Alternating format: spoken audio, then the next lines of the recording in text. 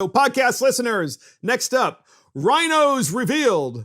So a RINO, of course, is a Republican in name only, right? That's what it stands for. So we're going to reveal the RINOs. So we have two big RINOs in the United States. We have a lot more than that, of course.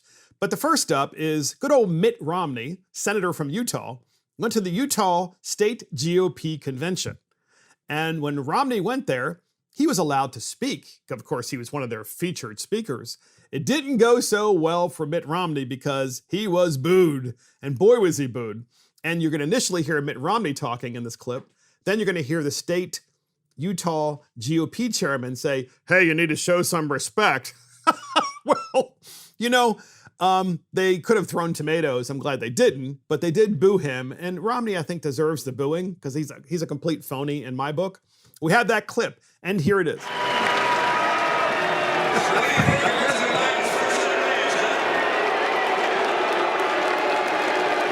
Sounds like the NFL draft, you know? Please. When Roger Goodell. Thank you. Show respect. Okay, Senator, thanks, Derek. Thanks, Derek.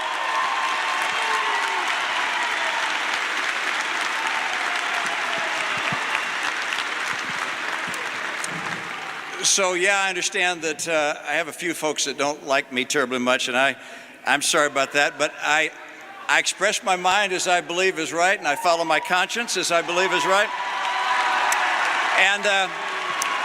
And I'm not a fan. I'm not a fan of the current president's policies. So there you go. So what Romney tried to do is to say, I'm not a fan of the current president's policies, referring to Joe Biden. So he's trying to shift gears, but that's what Romney said last presidency under Trump. He wasn't a fan of Donald Trump. In fact, he voted twice to impeach Donald Trump. Mitt Romney did. And now he's saying, well, he's not a fan of Joe. So who is he a fan of? He's a fan of Mitt Romney. That's about it. I mean, right? Well, it makes me feel bad for myself voting for him.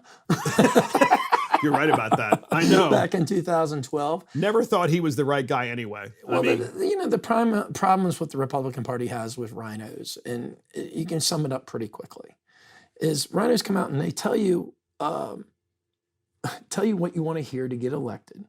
Always. And then once they're elected, they compromise on everything that you feel is important. Yes, yes. On the big topics like that. And Mitt Romney, you know, there's a guy that met with Trump that was talked about being a Secretary of State at one point, became a senator.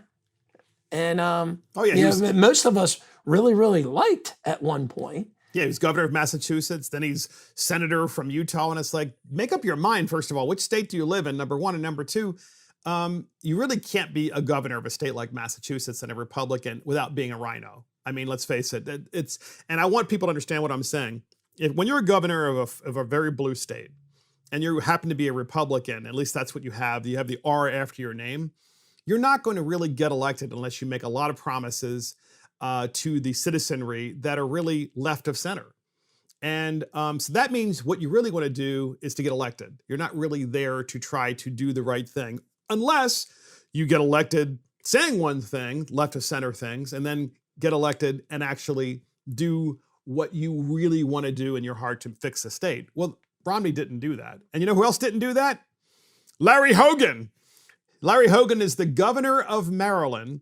And he's probably one of the biggest RINO governors, probably the biggest RINO governor in the country right now. And so he's a Republican of the state of Maryland. And Dan Bongino and Donald Trump were having a discussion about Larry Hogan because Larry Hogan again and again and again attacked Donald Trump when he was in office. And Larry Hogan even called Dan Bongino at one point when Larry Hogan was running for governor and asked for a list of names that Larry Hogan could call for money, you know, so he could fundraise. It's just really kind of funny. Because Hogan now he actually is supportive of the Biden infrastructure bill and the climate change bills. It's hard to believe, but he is. So we have a clip from Bongino and Trump having this discussion about RINO Larry Hogan.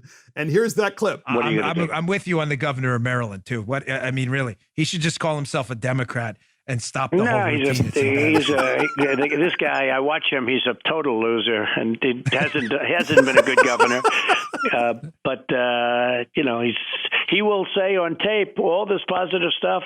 When I meet him, he's so nice, and then you see him when he's not with you or not on tape where he needs something. It's like terrible. No, I had the same experience with him. I think he wants to run. I think I would give him less than a 0% chance. Okay, but no, he's bad. I'll make you a bet, Mr. President. Not a good governor either.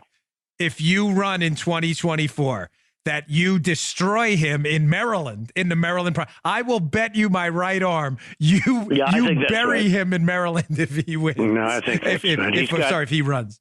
He doesn't have much going, I can tell you that. So what's funny about this, podcast listeners, is Dan Bongino actually ran for United States Senate in Maryland. So Bongino actually knows the state, and he's predicting, Bongino is, that if Trump were to run again in 2024, that Larry Hogan, if he were to run against Trump in the primary, Larry couldn't even win his own primary in his own state. And I think that's probably true. And there are many of us that believe he actually might change parties anyway, because he seems to be trending in that direction. It's really hard. Maybe he'll run as an independent. I don't know. Maybe he'll do the whole independent party thing and go down that road. I'm not really sure. But here's the point. The point is that RINOs should be revealed, because either a RINO to me is someone who just wants to stay in office and they're duplicitous. They just want to stay in office, do whatever it takes to stay in office, and then maintain and acquire additional political power by constantly working with Democrats. There's nothing wrong with working with people to get legislation passed. That's not what I'm saying. But totally compromising what's important to their constituents, as you said, Matt. To me, what a RINO is a person that, we like to tout the word bipartisanship. And bipartisan is very meaningful, but bipartisan for the sake of just being bipartisan is pretty meaningless, because it's normally the left makes us compromise on the stuff that's important to us. Of course. And to me, every decision that you make from if you're a political elected person, should at least attempt to be directionally correct in where you're going. And I just look at these states, and I mean, it doesn't make a difference. You led into this with talking about Mitt Romney in Massachusetts. Well, DeSantis down in Florida, I think he only won that first election by 1 percentage point.